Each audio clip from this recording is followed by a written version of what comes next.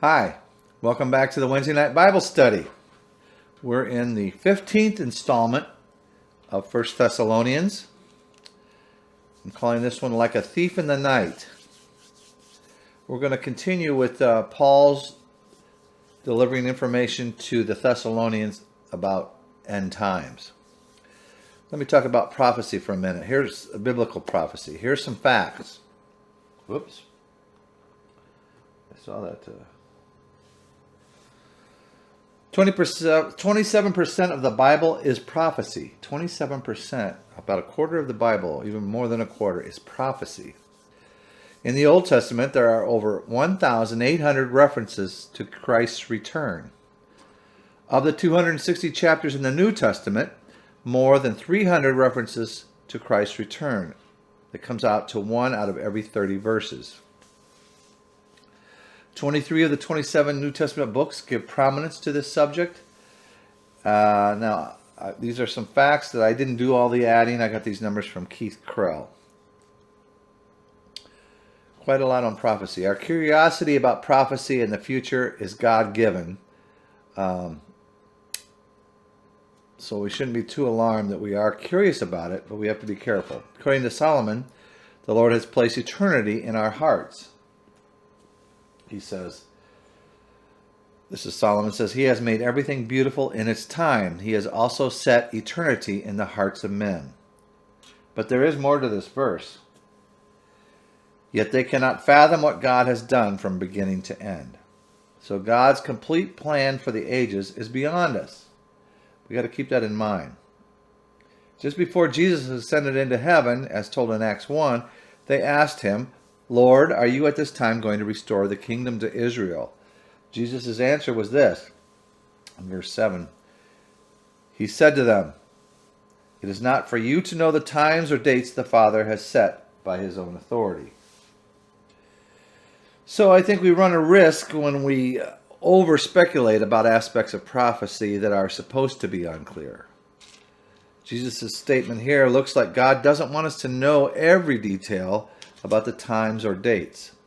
We need to balance our God-given curiosity with God's intentional mystery of some of this. There's a motto, I'm not sure where it came from, but I saw Chuck used it, Chuck Swindoll. Those who leave little room for mystery leave lots of room for mistakes. So let's keep that in mind as we look at prophecy. Last week, we did look at the last verses of chapter 4. Recall, Paul comforted the Thessalonian believers. Let's see, was that the last time they were confused and grieving when their loved ones began dying? Would the dead miss Jesus' return, or would they not be reunited at his return? Paul assured them, as we found in 16 and 17 of chapter 4, the Lord himself will come down from heaven with a loud command, with the voice of the archangel, and with the trumpet call of God, and the dead in Christ will rise first. After that, we who are still alive and are left will be caught up together with them in the clouds to meet the Lord in the air. Paul is describing what we call the rapture. And it is a glorious reunion because not just those who are alive getting caught up in the air, but those who have died before Christ's return, which was of concern to the Thessalonians, and would be to us too, I think. And then we talked about what are the four events? The return, the resurrection, the rapture, and the reunion. And remember, we also talked about the fact we're all going to have glorified bodies, which is wonderful. Now, chapter 5, we're ready for chapter 5. Paul continues encouraging and comforting the Thessalonians. At the same time, he is offering instruction. Let's read what he writes to them. This is the last chapter of Thessalonians, chapter 5. Verse 1. Now, brothers and sisters, about times and dates we do not need to write to you, for you know very well that the day of the Lord will come like a thief in the night. Should under that, like a thief in the night, the day of the Lord. Now Paul says, you know very well, implies he's already talked to them about this. But Paul does want to get rid of some confusion. Maybe there was some fear. and I think it all revolves around the day of the Lord. But is that the same as the rapture? Is the day of the Lord the same as the day where appear in the clouds? Let me show you again the description of the rapture back in chapter 4, verse 16. For the Lord himself will come down from heaven with a loud command, with the voice of the archangel, and with the trumpet call of God, and the dead in Christ will rise first. Now that's the rapture. That doesn't sound to me like a thief in the night. Do they sound like the same events? Thief of the night? What I know about thieves is they come silently. They don't announce they're here. At the rapture, the Lord doesn't come very thief-like. It's quite an announcement of his arrival. There's that loud command, the voice of Michael, the archangel, a trumpet blaring away. So how differently the Lord comes is one indicator that these are different events. Another indicator is the difference in who is affected. So let's look at the next verse from 1 Thessalonians chapter 5.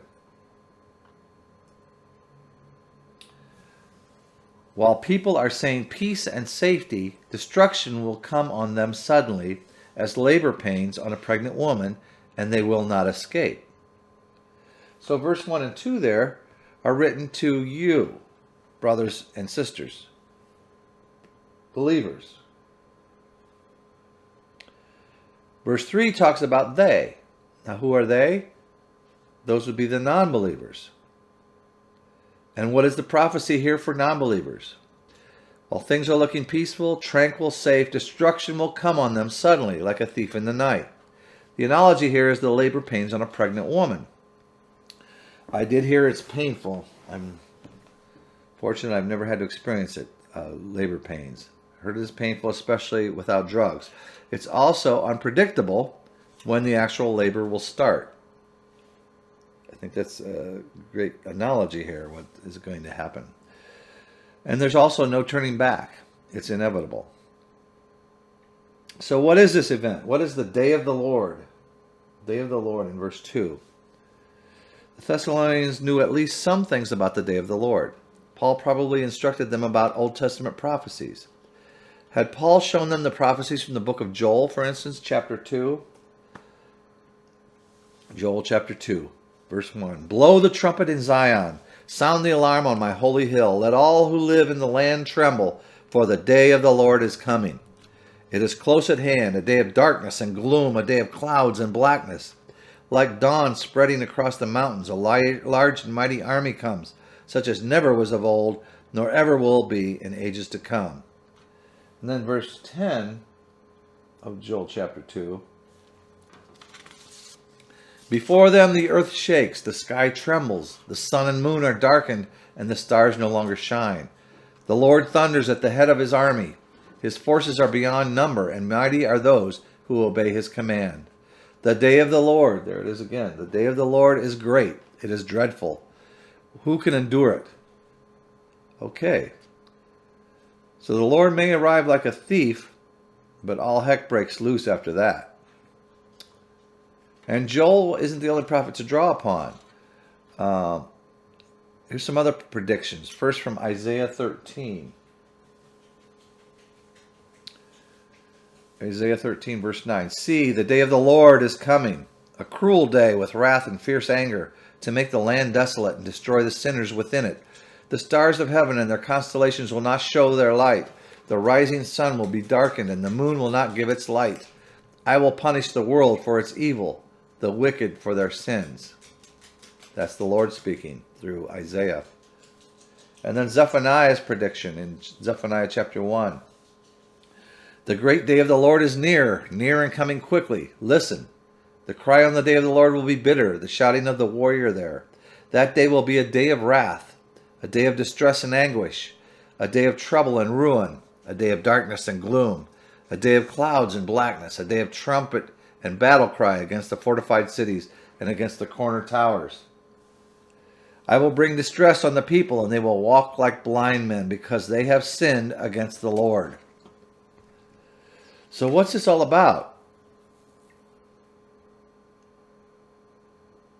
Is it really even a day, the day of the Lord? This is what I've come to think. It's not a day, it's a period of time we've heard about by another name. Chapter after chapter in the Old Testament book of Daniel and then the New Testament book of Revelation write about this time. But the details in those books are as cryptic as the prophecies we just read. So what period are we talking about? I believe it's what we call the Great Tribulation period. The Great Tribulation. You may have heard that. The tribulation is a period of God's judgment, of God's wrath. It will be a time of horrible, inescapable affliction. But the day begins, I believe, after the rapture. The rapture is a different event. That's where Jesus appears in the clouds. Those rise. Believers rise to be with him. So after the rapture, it then covers the 7 years of the tribulation. If it's specific to the beginning of God's judgments, you could rightfully say it begins midway through the tribulation. Beginning with Revelation all the way to chapter 18, Revelation, the book of Revelation. A lot of people put an S on that, but it's Revelation chapter 4, all the way to Revelation chapter 18. You can read about the 7 seals, the 7 trumpets, the 7 bowls, meting out God's wrath. I encourage you to read that. It's tough stuff, but it is something we'll get into more next time. I'm going to stop here. We do get introduced to the day of the Lord. So we got Jesus' return, we got the rapture, we got the Great Tribulation. All this stuff might be jumbling around in your head, and we'll continue next time. But the assignment is to read Revelation chapter 4 all the way to 18 if you have the chance to get all that way. I know this is heavy stuff.